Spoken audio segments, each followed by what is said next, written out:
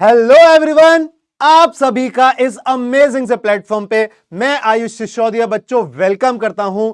और आपकी special cheat sheet series में अगला चैप्टर आ चुका है, विजुअलाइजिंग सॉलिड शेप्स।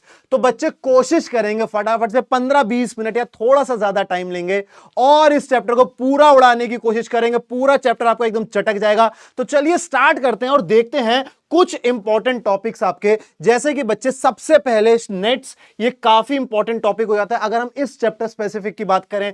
फिर जो स्केच डायग्राम आपके आएंगे दो तरीके के। फिर अगर हमारे पास टॉप व्यू, फ्रंट व्यू, हमारे पास कुछ सॉलिड शेप्स होंगी, उनके व्यूज के बारे में हम समझेंगे, शेडोज के बारे में हम समझेंगे। फिर कुछ ऐसे टॉपिक जो आप सोच सकते हैं, फेस, एज एंड वर्टिसेस। ये जनरली अगर आपके दिमाग में 3D शेप एकदम क्लियर है तो आप उसको विजुअलाइज करके भी, बच्चे सोच के भी इसको निकाल सकते हैं। और बच्चे कुछ बेसिक्स टॉपिक्स हैं जो जरूरी नहीं है कि आप बार बार रिवाइज करें। अगर आपने आज यहां समझ लिया तो फिर आप उसको स्किप कर सकते हैं, है ना। ये नहीं कि सर ने बोला स्किप कर दिया तो छोड़ ही दिया। आज आपने ढंग से समझ लिया, बेसिक्स हैं, बहुत छोटे से हैं, तो आगे आप स्किप कर सकते हैं। तो चलिए समझते हैं डायमेंशन आखिरकार है क्या।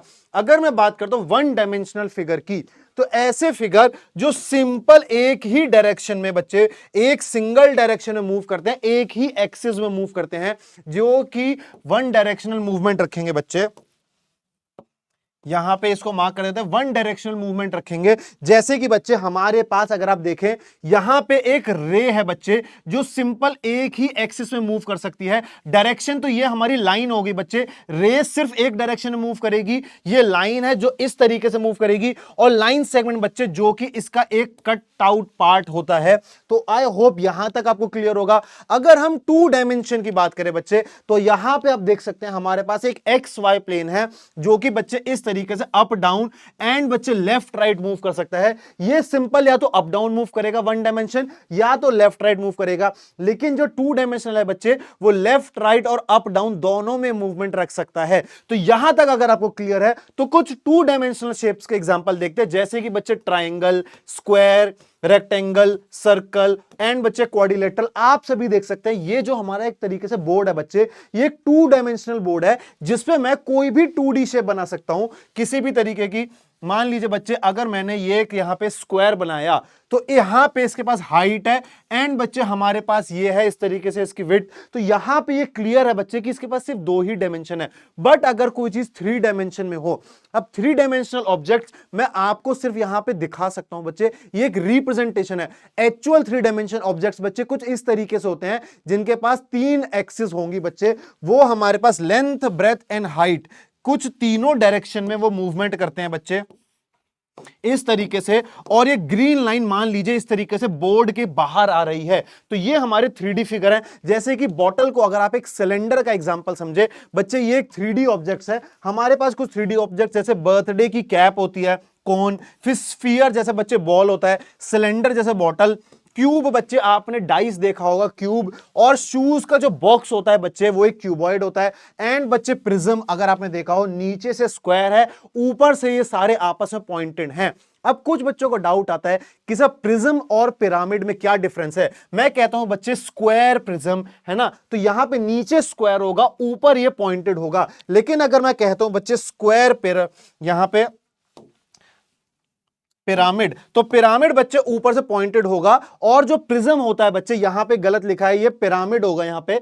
एंड बच्चे, और अगर जो मैं प्रिज्म कहता हूं वो कुछ इस तरीके से हमारा यहां पे बन जाएगा।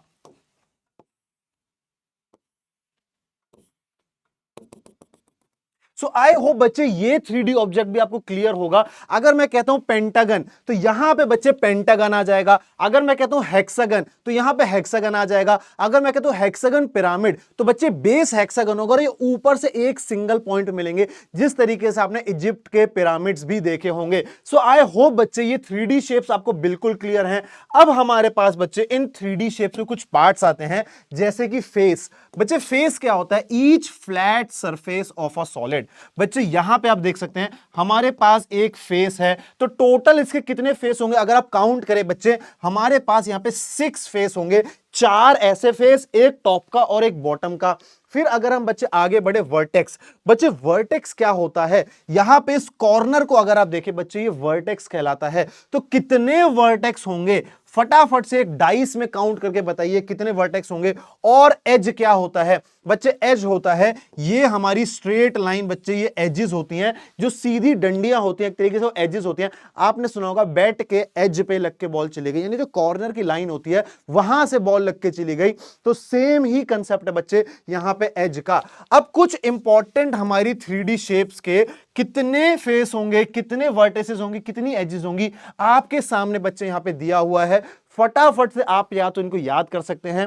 दूसरा बच्चे जो मैं आपको कहूंगा, रटने की जरूरत नहीं है। अगर आपके दिमाग में कुछ 3D शेप्स एकदम क्लियर हैं, क्लियरली आप उसको देख पा रहे हैं, विजुअलाइज कर पा रहे हैं, सोच पा रहे हैं। जैसे मैं बोलता हूं सिलेंडर, दिमाग में एक सिलेंडर की इमेज बन के आनी चाहिए कि ऊपर एक सर्कुलर ढक्कन है, नीचे एक सर्कुलर ढक्कन है और बीच में एक रेक्टेंगल को ऐसे फोल्ड कर रखा है। तो आप बच्चे क्लियरली बता पाएंगे कि कितने फेस हैं, कितने वर्टिसेस हैं एंड बच्चे कितनी एजेस हैं।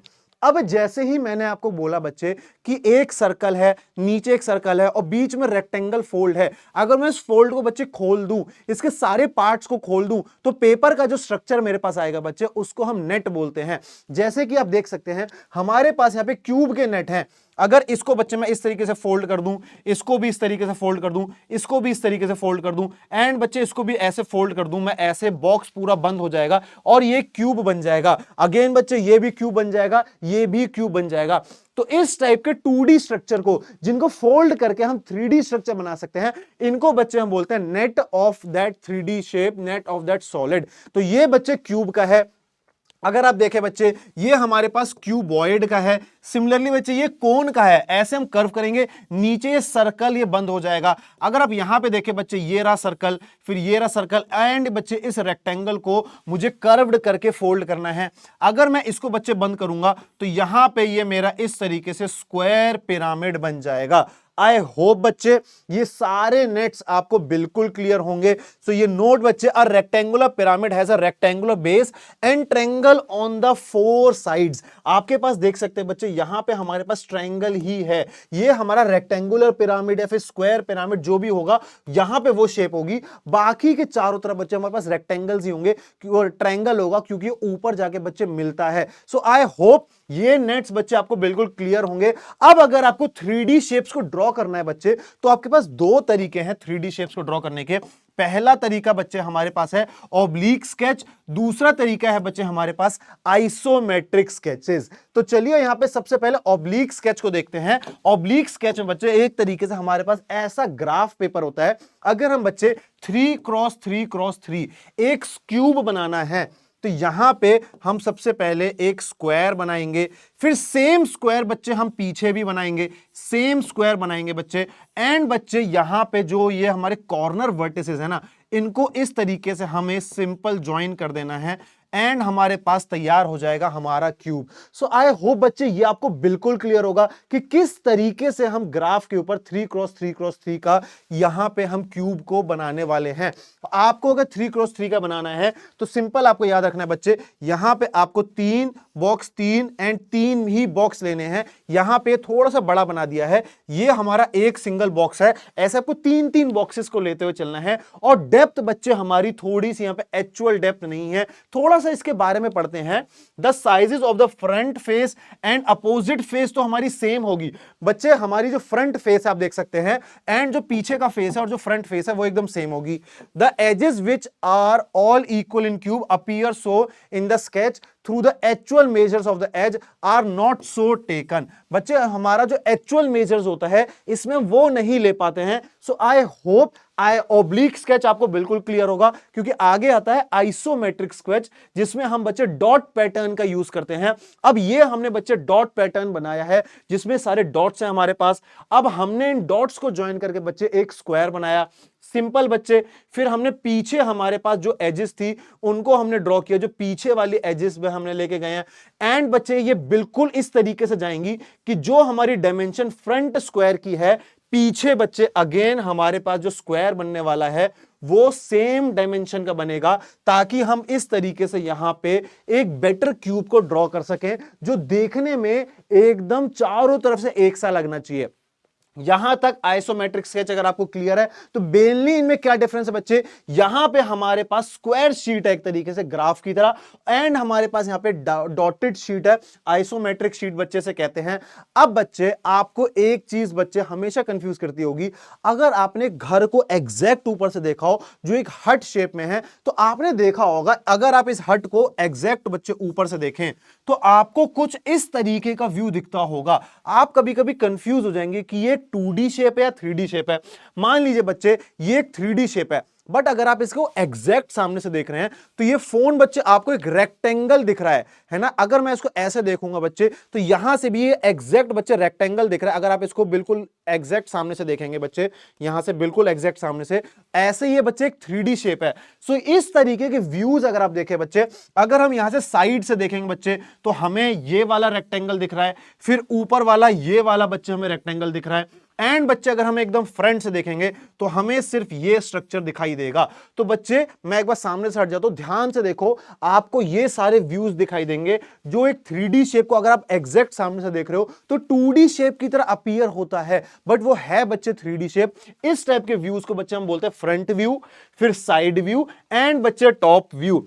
अब आप इस शेप को देखिए बच्चे, आपको इस शेप के अंदर क्या दिख रहा है, अगर आप बच्चे एग्जैक्ट यहां से देखेंगे, एग्जैक्ट आप इस डायरेक्शन से देख रहे हैं बच्चे, तो आपको सिर्फ ये वाला क्यूब दिखेगा, सिर्फ ये वाला क्यूब दिखेगा, सिर्फ ये वाला क्यूब दिखेगा, सिर्फ ये वाला क्यूब दिखेगा, एंड ये वाला क्यूब दिखेगा। अगर बच्चे आप टॉप से देख रहे हैं, अगर आप टॉप से देखेंगे इस तरीके से, तो आपको बच्चे ये ऑरेंज पोर्शन दिखाई देगा। आई होप बच्चे अब आपको बिल्कुल क्लियर होगा। अगर आप देखेंगे बच्चे यहां पे कितने क्यूब्स हैं ओवरऑल, तो चलिए काउंटिंग करते हैं, 1 2 3 4 5 6, और बच्चे 4 5 6 क्यूब के नीचे भी 3 और क्यूब्स होंगे, तो टोटल हमारे पास 9 क्यूब्स हैं, जिसमें बच्चे 3 हमारे पास टॉप पे हैं, एंड बच्चे 6 हमारे पास बॉटम रो में हैं। आई होप बच्चे यहां तक आपको बिल्कुल क्लियर होगा हमारे जो भी ये व्यूज हैं। अब बच्चे कुछ इंपॉर्टेंट क्वेश्चंस की तरफ हम चलते हैं जो कि बच्चे नेट के ऊपर बेस्ड होंगे।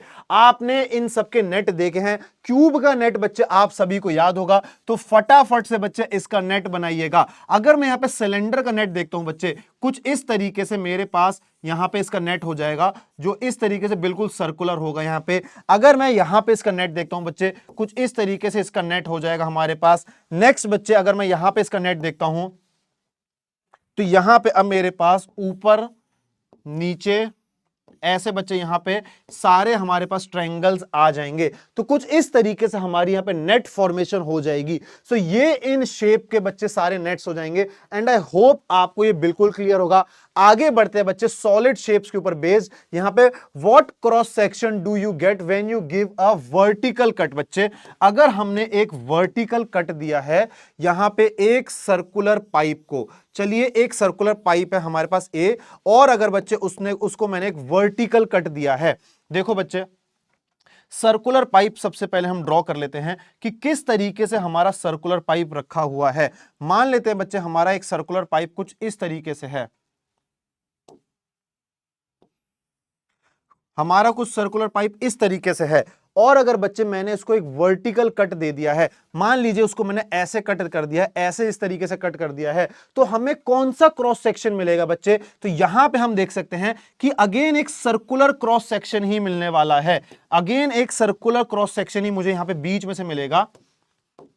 अगेन मुझे एक सर्कुलर क्रॉस सेक्शन ही यहां मुझे बीच में से मिलेगा कुछ इस तरीके का। आई होप आपको क्लियर है, मैंने एक ऐसे वर्टिकल कट लगा दिया है। अगर बच्चे मैंने यहां पे इसको एक हॉरिजॉन्टल कट दे दिया है, हॉरिजॉन्टल कट दे दिया है, तो ये बच्चे कुछ इस तरीके से हो जाएगा यहां पे।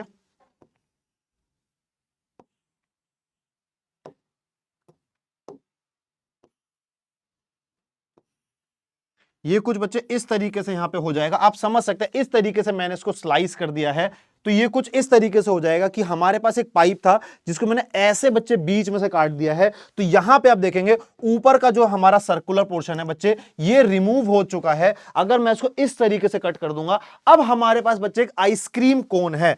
अब आइसक्रीम कोन चलिए अब हम ड्रॉ करते हैं। आइसक्रीम कोन यानी हमारा उल्टा एक कोन हो जाएगा, कुछ इस तरीके से हमारा आइसक्रीम कोन होगा।